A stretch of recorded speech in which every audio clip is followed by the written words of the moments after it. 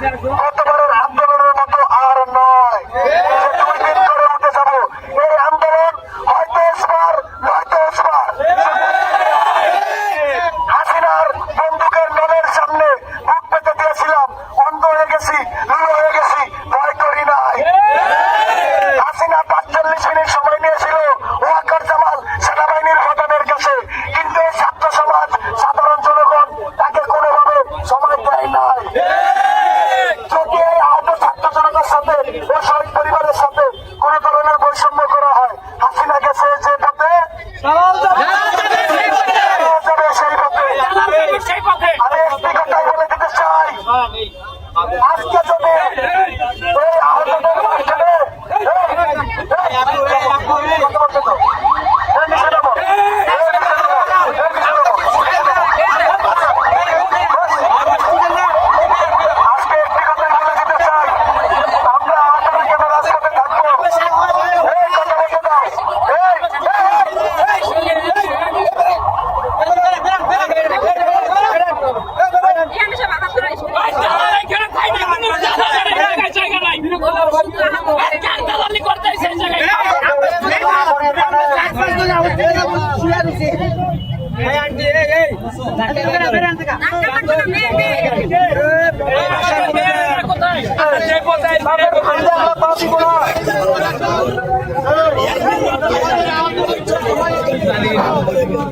ভাই, আপনারা যারা এখানে আছেন আন্দোলনে আহত করছেন আমাদের, সবাই আমাদের এদিকে আসুন, সবাই এদিকে আসুন। অনেক দালাল এখানে বেড়ে গেছে পয়সা করার জন্য। আমরা কারো কোনো কথায় কান না করাবো না, যাদের সাইডে গিয়ে দিল্লি না ঢাকা, দিল্লি না ঢাকা, দালালি না রাজপথ, দালালি না রাজপথ, আপোষ না সংগ্রাম, দালালি না রাজপথ, ক্ষমতা না জনতা, ক্ষমতা না জনতা, জগৎ কমিটি 2 গেলে, দালালদের 2 গেলে, দালালদের 2 গেলে, আমারও তলে তলে। সংগ্রামী ভাই বোনেরা, সদস্যী ভাই বোনেরা যারা গাড়িতে বসে আছেন, আমরা বারে বারে আপনাদের কাছে ক্ষমা চাচ্ছি, কারণ আজকে আমরা বাধ্যতামূলক এখানে নামতে হয়েছে। আমরা এই 5-6 মাস যাবৎ আমাদের উন্নত ট্রিটমেন্ট, আমাদের পুনর্বাসন, রাষ্ট্রীয় সম্মাননা, জুলাই ঘোষণাপত্র আমরা কোনোভাবে অংশগ্রহণ করতে পারি নাই দালালদের জন্য।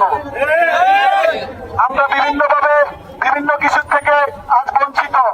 আমরা রাষ্ট্রের জন্য কাজ করেছি, আমরা দেশের বৈষম্য দূর করার জন্য আহত হয়েছি।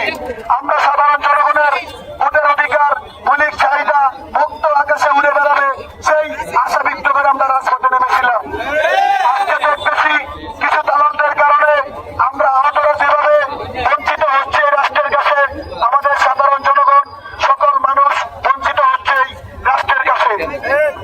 আমরা এর তীব্র নিন্দা ও প্রতিবাদ জানাই, কারণ এই ডক্টর ইউনূস সাহেব তিনি 8 আগস্ট যখন 17 জন উপদেষ্টা নিয়ে শপথ গ্রহণ করেন, ওখানে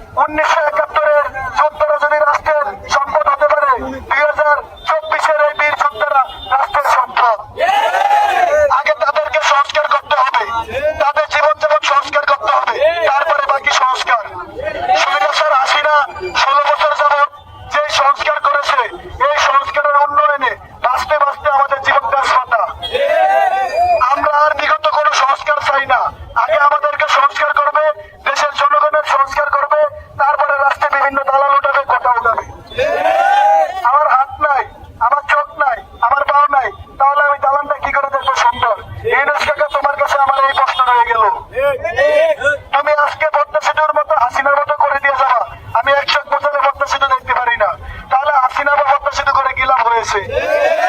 এখন তুমি করবা দ্বিতীয় মেঘনা সেতু, দ্বিতীয় করবা আবু সেতু, দ্বিতীয় করবা রত্না সেতু, এই সেতু তো আমি দেখতে পারবো না, তাহলে এই সেতু করে কি লাভ?